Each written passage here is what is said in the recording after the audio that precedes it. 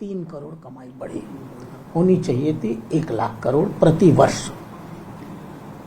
माननीय प्रधानमंत्री ने यह तय किया कि यह जो 1 लाख करोड़ है, जिसमें कागज पर सिर्फ 166 करोड़ दिखाया जा रहा है, इस कमाई को जिन लुटेरों ने, जिन भूमाफियाओं ने कब्जा किया हुआ है, अगर उनसे मुक्त करा लिया जाए या बाजार के दर पर जो कुछ उन्होंने बना लिया है उससे उनका किराया ले लिया जाए, तो कम से कम न्यूनतम 1 लाख करोड़ रुपए प्रति वर्ष गरीब मुसलमान के जीवन को बेहतर करने के लिए प्रयोग हो सकता है।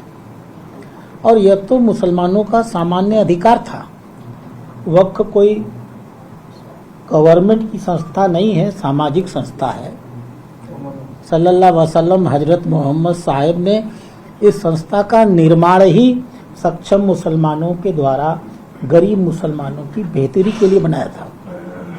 दुर्भाग्य ये था कि जो मुस्लिम समाज के नेता थे, आप किसी का भी नाम ले लीजिएगा, अधिकांशतः कांग्रेस के जो नेता थे, मैं एक राज्य का नाम आपको दूंगा, आप किसी का भी नाम ले लेंगे, अधिकांशतः।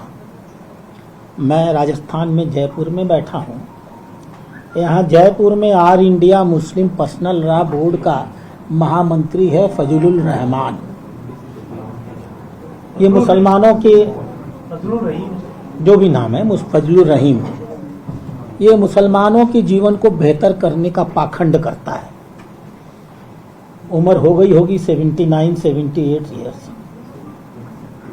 आज भी वह भिक्षु की तरह मुस्लिम संपत्ति पर डंक मार रहा है। हिदायत ट्रस्ट, मंदिर माफी, हिदायत ट्रस्ट भवन, इसकी एकड़ों एकड़ों जमीन इसने बेच डाली। पटवारी की रिपोर्ट में सब लिखित है।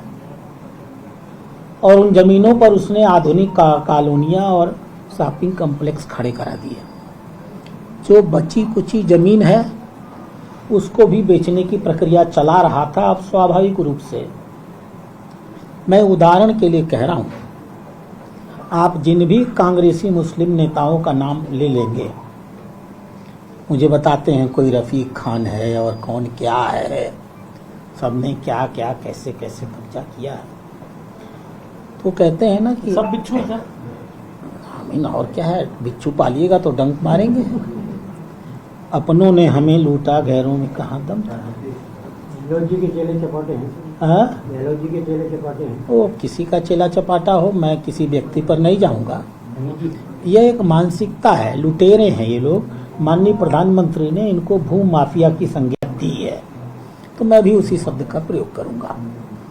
माननीय प्रधानमंत्री ने तय किया है कि ये जमीनें, इनसे होने वाली आय गरीब मुसलमानों के हित में प्रयोग की जाएगी। जो वक्फ का उद्देश्य है, 1 रुपया भी और 1 इंच भी गैर मुस्लिम समाज की बेहतरी के लिए प्रयोग नहीं होगा। दूसरी चीज, वक्फ अधिनियम संशोधन कानून में लिखा हुआ है,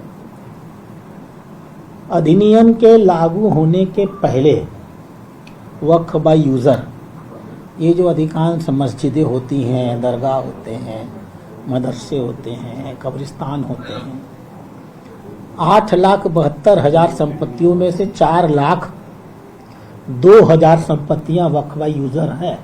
इतनी बड़ी मात्रा में फिर भी सरकार ने बहुत भलमनसाहत का परिचय दिया है, मुस्लिम समाज के प्रति न्याय की दृष्टि रखी है, किसी की धार्मिक भावनाएं आहत न होने पाए इसलिए घोषणा की है।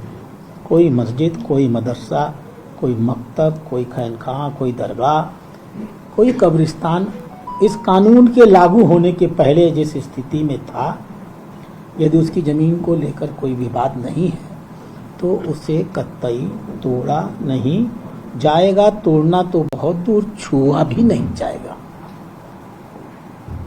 ये जो भूमाफियाज हैं, ये राजनेता हैं, ये मुस्लिम पर्सनल लॉ बोर्ड के नेता हैं, ये मुतवल्ली हैं, ये वक्फ बोर्ड के सदस्य हैं, CEO हैं, बहुत से